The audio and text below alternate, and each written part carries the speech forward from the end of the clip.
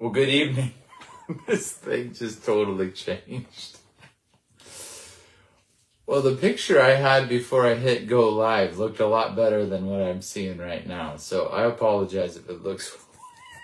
It totally shortened me. Like, I don't like it. Anyway, well, we only have 2 more lessons to go in Micah. And then I am thinking about what we're going to do. We may just go to Ezekiel on the evenings and knock out a few more chapters as we go along. But nonetheless, sorry, I'm trying to adjust this thing. That's better. A little bit better. So I'm trying a new camera angle. Anyway, we'll see how it goes. So we're going to be in Micah chapter 7 verses 1 through 8. Micah chapter 7 verses 1 through 8. And the title of the sermon tonight is God Will Be Glorified. And as you read through the scriptures, and it becomes blatantly clear, is that the Lord will vindicate himself 100%. And it is directly related to his glory. The children of Israel had mistreated, and for hundreds of years mistreated, the blessing they had received, been warned time and time again, and ultimately and obviously suffer exile and any number of level of persecutions as they go through things, and deservedly so. And some people struggle with this reality as it relates to the identity of God. They don't see that it happens again in the New Testament. It literally happens again. We have 70 AD and things go tragically wrong as it relates to the conduct and behavior of Israel. They're already in certain portions, under the rulership of Rome.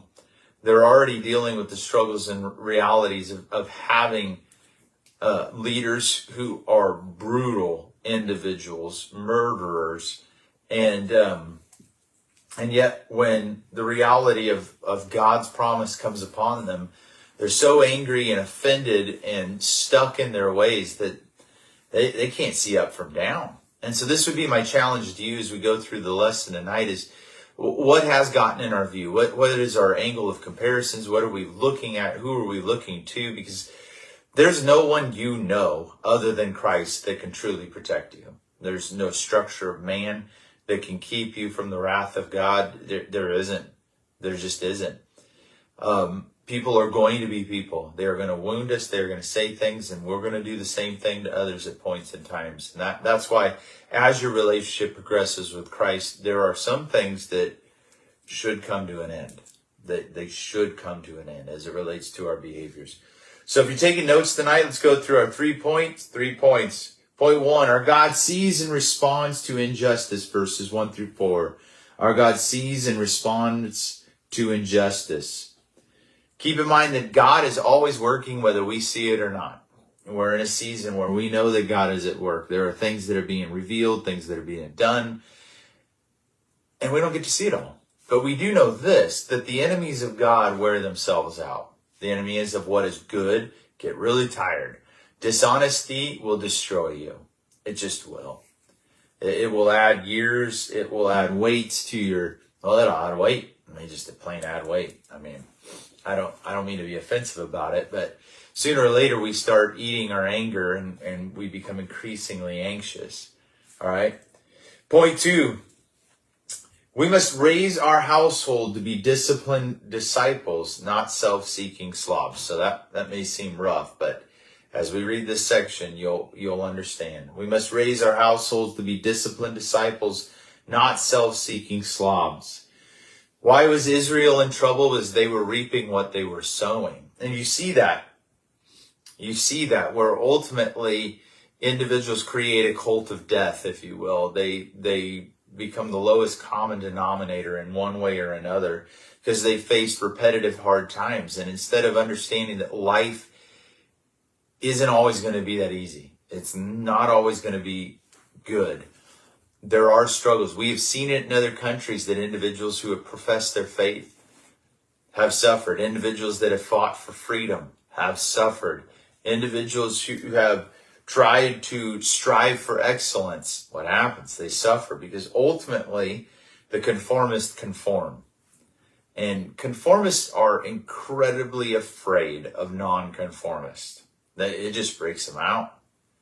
It just freaks them out. I don't know if you know this, but I may somewhat at times be a nonconformist. My wife is laughing. It is not that you run around and flaunt this identity in people's face. It's that you need to learn to know your job, to be excellent in what you're doing. And it's not saying I've always hit the mark 100%. Mistakes are made, but you need to strive for excellence. It's the same in any career, whether it was as an investigator or whether I was in law enforcement or something. What are you pushing for? What are you striving to do? What do you want to be? All right. If what you want to be is just wake up and get through the day, then that's what you'll do. If you want to wake up and pursue excellence, then it's going to take energy and it's going to take preparation. And there is a reward for rest, and there is a reward for preparation. Point 3, our God is working things out for his glory and our redemption. Trust me in this. If you're humble before the Lord and he is glorified, there's a benefit. If you're an angry rebel, man, you're going to suffer.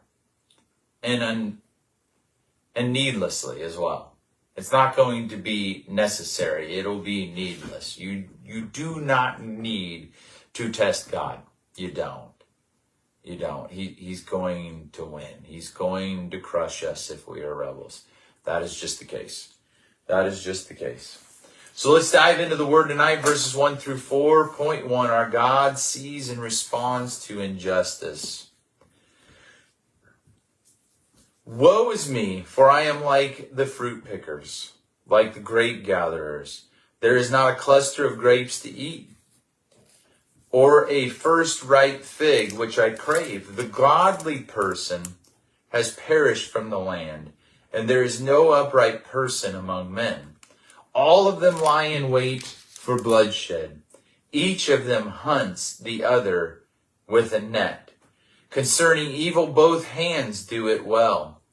The prince asks also the judge for a bribe, and a great man speaks the desire of his soul, so they weave it together.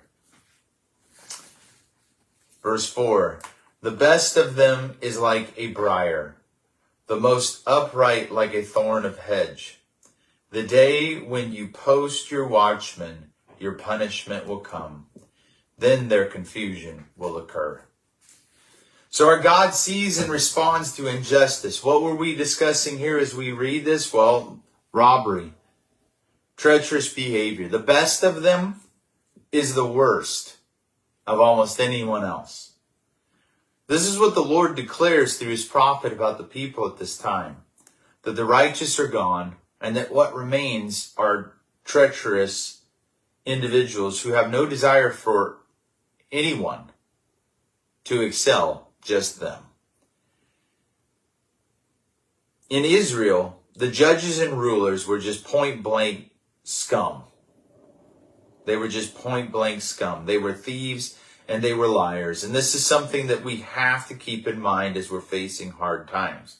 God detested their treatment of the people and their refusal to bring justice. Know this, if you enable bad behavior and you thwart justice for the sake of a person that you favor, you are now as guilty as them.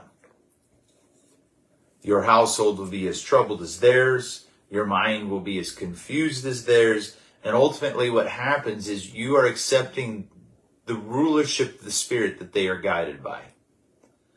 And this can happen in churches. This can happen in organizations. It can happen in households. But it does happen. I have seen people defend the indefensible because under certain leadership, they were allowed power and authority. They were given positions of prominence. Even as everything was falling down around them, they still had the blinders on because they had an identity. They believed something about that current season that just wasn't true. God detests the treatment of the people and their refusal to bring justice. As leaders, we have to be willing to bring justice. You see, it is through the love of God that he disciplines. It's through the love of God that he destroys. And it's through the love of God that he delivers. God hates liars and those who do evil because they are abusive and malicious. Those who desire to gain authority must keep in mind that God will hold them to account for their actions, and if they are crooked, he will crush them. Everything that is good and right belongs to God and must be treated as if it is his. What does James say? That every good and perfect gift comes from where? From above. If we forsake God in our judgments for personal gain, whatever is gained will rot and rust. There is no profit in being underhanded and without character. People without character will use whatever they can to profit or gain position, title, money, fame, you name it. But at the end of it, they become a prisoner to absolutely everything foul. They become helpless. They become hopeless. And the only way, really, they save themselves is to murder the righteous. That's it. Because the righteous are working to reveal them for what they are. Good men are working to reveal bad men. That's what they do.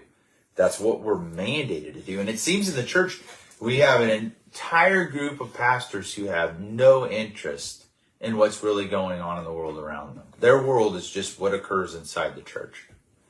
They don't understand that, yes, they are called to tend to the flock, but if they're not out defending those who cannot defend themselves, they're no shepherd at all. It's a mess. It's an absolute mess. What type of outreach are we doing? What type of ministry are we doing? The same that we've always done? Or are we actually trying to change the culture? Are we trying to push back the works of evil? If you're not interested in speaking up about what is occurring in our world right now, we have abortion, we have the mutilation of children occurring right here in our country. People threw fits, right, over genital mutilation a few years ago as it related to a religious practice. And now, I mean, it's occurring in hospitals. It is unbelievable. So it has to be attached to a different kind of religion, a belief that God can make major mistakes and that it's not as he created things to be, and the beauty of the difference between male and female truly doesn't exist.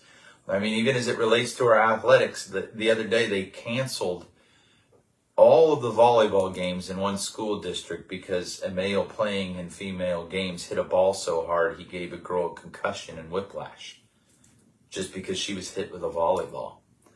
There are differences. There are. And it's corrupt to think that there aren't.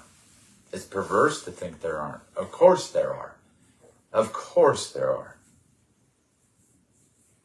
I'm wondering if we just have lost track of this because we haven't put a priority on athletics. I don't know. I don't know. Okay. There is no profit in being underhanded and without character. Here's what I was mentioning earlier. Why will the unrighteous go after the righteous? Because they're worried about being exposed. They will torture the righteous and savage the poor, but the righteous will ultimately prevail. Turn your Bibles to Mark chapter 8, 34 through 38. And I will say that there are individuals that are beginning to speak out about this. I'd like to know, truly, I'd like to know if some of these surgeries are occurring in quote-unquote religious medical groups, right? Think it's happening? I mean, they're happy taking the government's money right and left. I'm wondering if they just compromised every moral they possibly could have had. Just a question. I'm just wondering. And he summoned the crowd and his disciples and said to them, if anyone wishes to come after me, he must deny himself and take up his cross and follow me. For whoever wishes to save his life will lose it, but whoever loses his life for my sake and the gospel's will save it. For what does it profit a man to gain the whole world and forfeit his soul? For what will a man give in exchange for his soul? For whoever is ashamed of me and my words in this adulterous and sinful generation, the Son of Man will also be ashamed of him when he comes in the glory of his Father with the angels. Oh, so there's consequences for being a coward. Don't suffer those. There's actually no place in heaven for a coward or effeminate men. Ah! Yeah, I said it. It's in there. Oh, they're cowards. They're cowards. Yeah, freedom is scary. Deal with it. Point 2. We must raise our households to be disciplined disciples, not self-seeking slobs. Look at verses 5 and 6 of Micah chapter 7. Don't let your kids tell you what to do. Don't let your kids tell you what to do. All right. A lot of what I'm seeing right now are people that are actually living through their children one way or another. They're playing out their injuries. It's almost a Munchausen syndrome of sorts that seems to be rampant. Well, it's not rampant. It's a select few of individuals the media wants to hype up. Like, for instance, why are we having, and I'm not sure, are we having that in Lodi? That they're having drag queens come read to our kids at the library? They tried at the library. Yeah.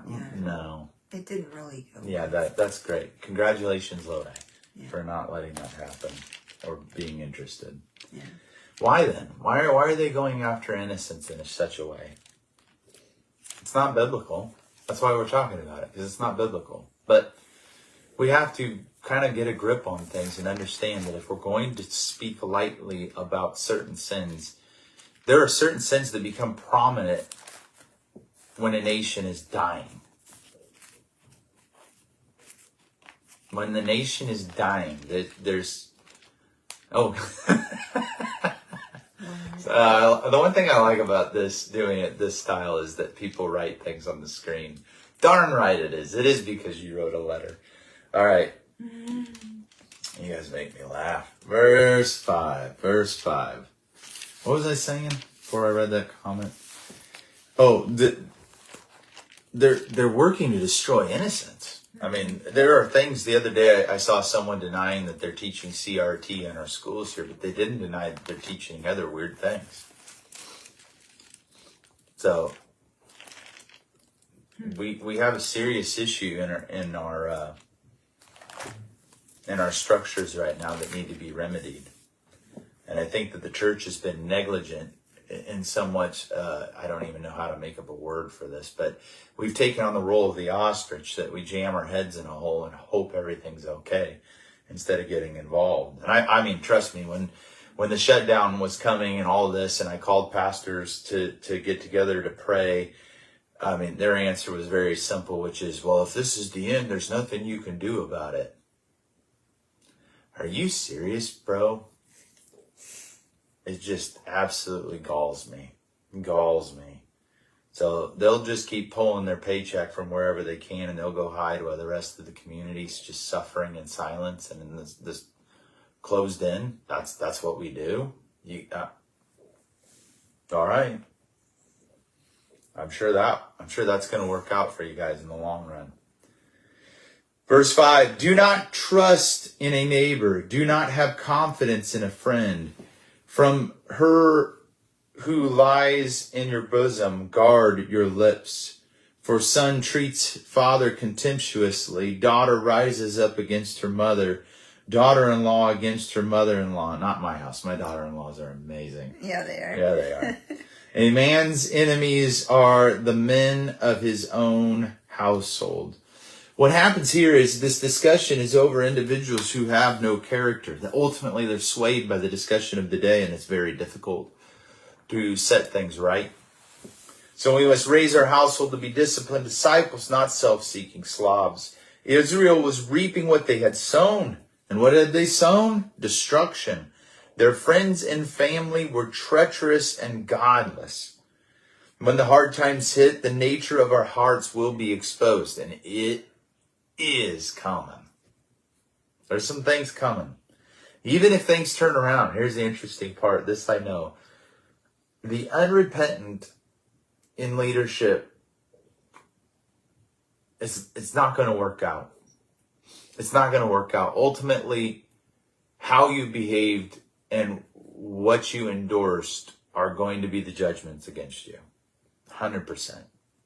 100%. There's still people that are mad at us for staying open, even though tried to tell you guys. So I guess I'm somewhat of an educated redneck, which if you're calling me that, I love it. I love it. I do. I can't. Please underestimate. No, it's not. I just think it's funny that they think it would be an insult to me. They clearly don't know me. So, when the hard times hit, the nature of our hearts will be exposed. If we are not of the Lord, we will work to elevate ourselves, no matter the cost to anyone else. In Israel, presumably, when Sennacherib attacked Jerusalem, people turned on each other to save their own skin. And they did not care who they had to sacrifice to save it. In Christ, we have to understand our existence in the context of who He is, not who we are or who we were. Once we come to Christ, we are called to begin to right the wrongs and move against those things that desire to destroy innocence, which is my point earlier. People think that tolerance is this great virtue. Tolerance, what I tolerate, if you will, is when my kids are talking in the back seat as I'm trying to drive, and they're laughing and having a good time. I don't tolerate sin. That's not what I'm called to do. I will have patience as people grow. There is mercy that has to be extended. There's love that has to be shown. Of course. Do I run around and point my finger in everybody's face and say, hey, you're all going to hell? No. In fact, I love to be around people that are different. It's fun. We talk. Sometimes we have very deep conversations that are surprising. And I pray for them. So, once we come to Christ, we are called to begin to right these wrongs. We are to have a biblical public opinion and not fear speaking against darkness. So, any questions in the last 10 minutes about what I don't like publicly? I mean, it's on the record. Couldn't care less what you think about it. You're not going to be the one that finally judges me. You're not. So when I stand before God, I pray I do it with hands that are clean. 100%. The Lord will take care of the things that He has foretold. And that I have faith in. Turn your Bibles to Romans chapter 2, 18 through 20.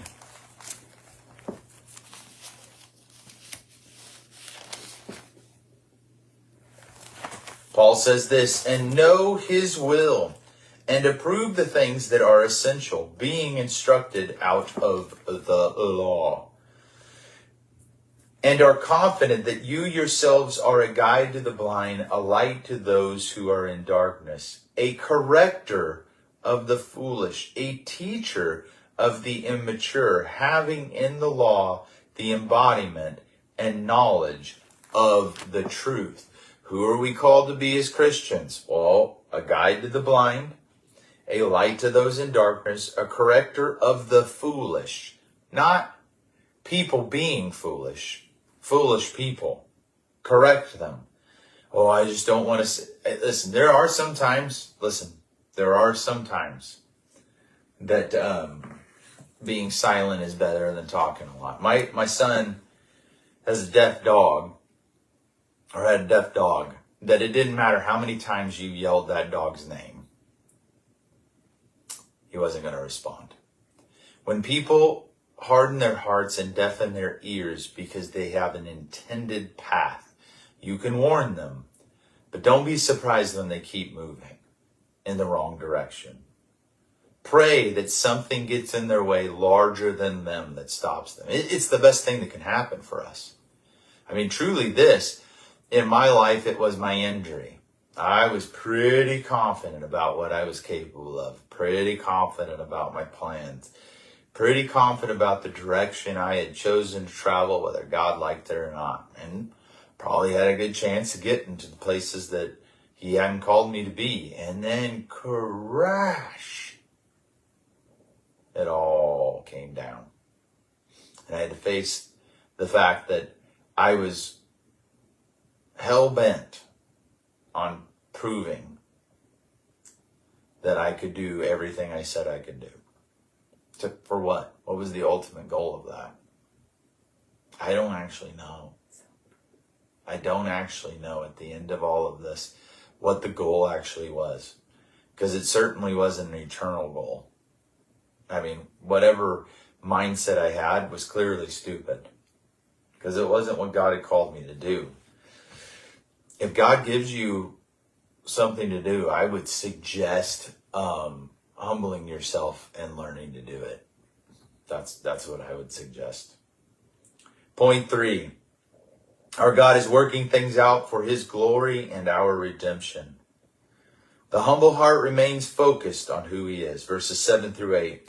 But as for me, I will watch expectantly for the Lord. I will wait for the God of my salvation. My God will hear me. Do not rejoice over me, O my enemy. Though I fall, I will rise. Though I dwell in darkness, the Lord is a light for me. In essence, simply this. The enemies of God are not going to win. They will not overcome the faithful. Oh, they may be able to kill the body. But Jesus tells us, don't fear that. Fear the one who can not only kill the body, but throw your soul into hell. People go, oh, who's that? It's God. What are we talking about? You don't want to play with fire, and that's literally what you would be playing with. So the humble heart remains focused on who he is. No matter the season, God does not change. Thus we can remain in him without fear. And verses 7 through 8, the voice is as if Jerusalem is speaking herself, saying, for this season I am being purged and refined, but although I am in the darkest dungeon, God is my light. Some of us have had to face hard seasons. Some of us are facing hard seasons. And we may have put ourselves in these positions. When I'm talking about my injury, that's 100% me. 100% me. But I will challenge you to humble yourselves, submit yourselves. God will not allow your enemies to triumph if you remain in him. The voice given to Jerusalem speaks a warning to her oppressors.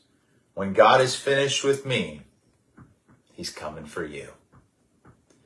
Do not fear his refining power and do not delay the work of his hand.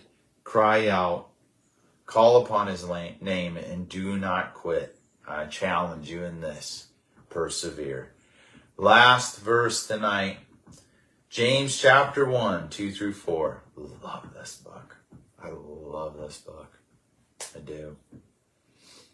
Consider it all joy, my brethren, when you encounter various trials, knowing that the testing of your faith produces endurance.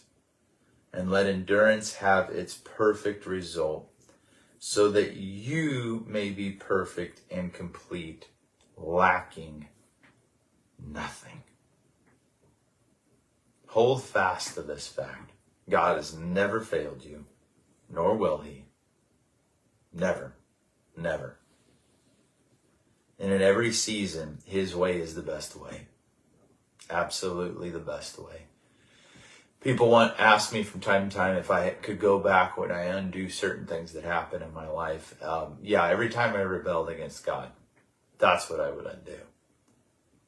Would I change certain things? Probably not.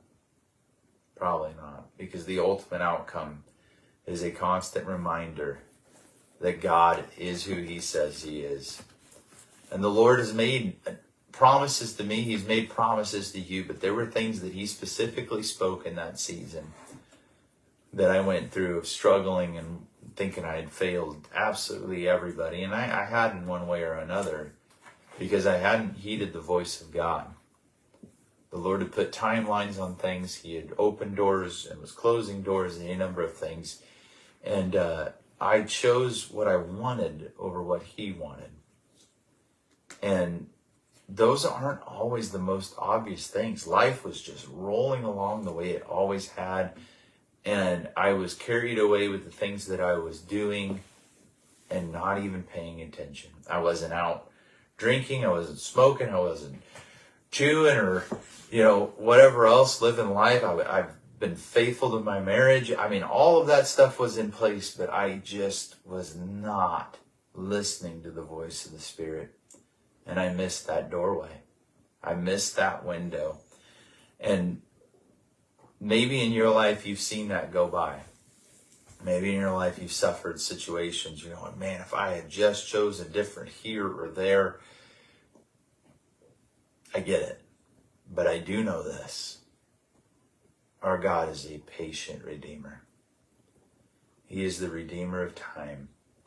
And he can take tragedy and turn it into something absolutely beautiful. And yes, the process will probably be painful in one way or another, but it'll be so worth it. It'll be so worth it. So hang in there. Know that you are loved, that I'm praying for you this Sunday morning, 11:15, Kazakian Park. Yes, it's getting colder. Please bundle up. Even though you see me in a t-shirt on Sunday mornings, it's because I'm somewhat of a polar bear. But I would encourage you to wear warm clothes. All right? We're working on getting inside. It'll come. It'll come soon enough. Hang in there, guys. Read your word. Pray. Maybe fast a little. I don't know. It's up to you. I'll see you soon.